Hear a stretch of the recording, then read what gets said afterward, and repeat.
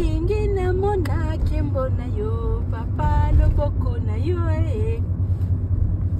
simbola loboko nkembo na yo papa banguna basambwa nkembo na yo loboko na yo.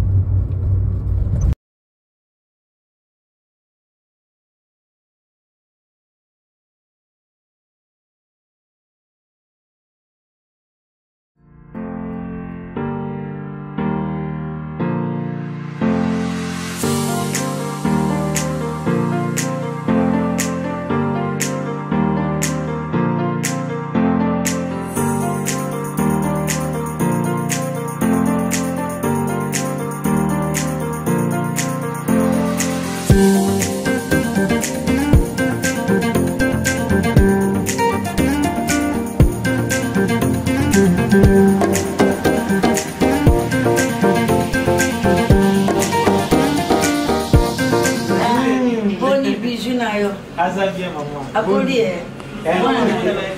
oui. Na c'était lui maman. Rosalie. Mais dimanche on va.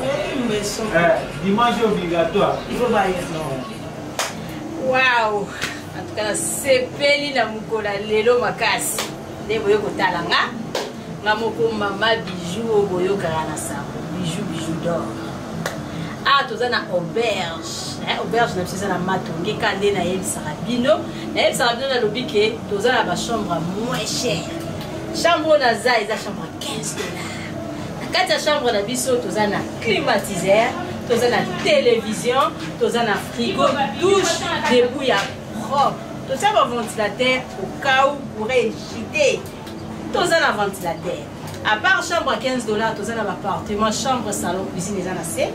Tu as un appartement payé à $20, il y a $15 au Bomoni, il y a $20 et puis il y a $35. On a un restaurant, la carte auberge nabiso, tu as une boutique, la carte auberge nabiso, donc tu as un nyoso. Oye na yo congé na ki, obosani parfait à Ouiza. Oye congé na ki, olingolia, biloko ba fouke, banamba. Donc, tu as vraiment tout service des akitoko, tu as un problème à maïté, tu as un problème à couranté. Maman, je vais vous faire confiance quand vous faites ça.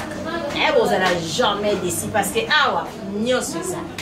Chez Bidor, Ngai Maman Nadine, gérante.